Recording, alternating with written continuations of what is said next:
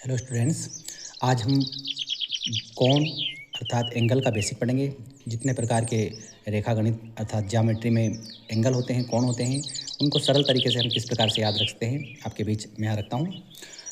कोण या एंगल की परिभाषा क्या होती है? जब एक ही बिंदु से दो किरणें निकलती है तो कोण बनता है। जैसे अब यहाँ पर देख पा रहे हैं आप कि एक किरण इस प्रकार से निकली, एक किरण यहाँ से निकली एक ही बिंदु से, तो उनके बीच का जो झुकाव होता है उसी को ही कोण या एंगल कहते हैं। अब देखिए, कोण या एंगल्स के कितने टाइप्स होते हैं। एक होता है समकोण, जो 90 डिग्री का कोण होता है वो समकोण कहलाता है। अर्थात एक लाइन इस प्रकार से आड़ी जाती है और एक लाइन बिल्कुल खड़ी जाती है, तो उनके बीच यहाँ पर बिल्कुल जो कोण बनता है 90 डिग्री का, उसको ही समकोण या राइट एंगल कहा जाता है। अगला जो कोण है वो है न्यून कोण, जिसको इंग्लिश में एक्यूट एंगल कहा जाता है। यह 90 डिग्री से कम का कोण होता है। इसकी विशेषता होती है कि इसमें जो दोनों किरणें होती हैं वो एक दूसरे की तरफ झुकी हुई होती है। तो इस प्रकार से हम कोण को देखकर पहचान सकते हैं कि वो 90 डिग्री से कम का कोण है, अर्थात न्यून कोण है। अगला जो कोण है वो है अधिक कोण, जिसको ऑब्ट्यूज एंगल कहा जाता है। यह 90 डिग्री से ज़्यादा का कोण होता है, जैसे कि 110, 120। इसकी विशेषता क्या होती है कि इसमें जो दोनों किरणें हैं वो एक दूसरे से दूर जाती है, 90 डिग्री से भी ज़्यादा दूर जाती है, तो अधिक कोण बनता है।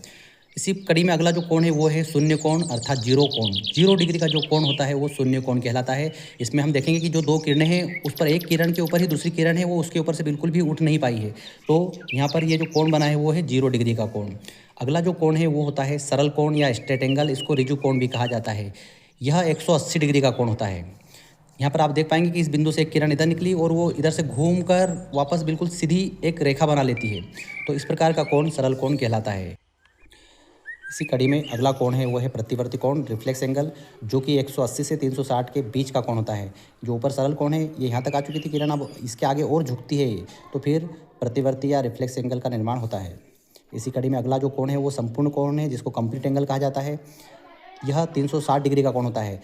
ये अपने शून्य कोण से मिलता जुलता कोण लगता है दिखने में, लेकिन वास्तव में ऐसा नहीं है। यहाँ से जो किरण थी ये इधर से घूमकर फिर से उसी स्थान पर आ गई है, तो इस प्रकार से संपूर्ण कोण बन जाता है, जो कि 360 डिग्री का होता है। दो और कोण हैं जो कि इस प्रकार से बनने वाले कोण नहीं है, बल्कि दो दो कोण के कॉम्बिनेशन है। एक है उसमें पूरक कोण, कॉम्प्लीमेंट्री एंगल।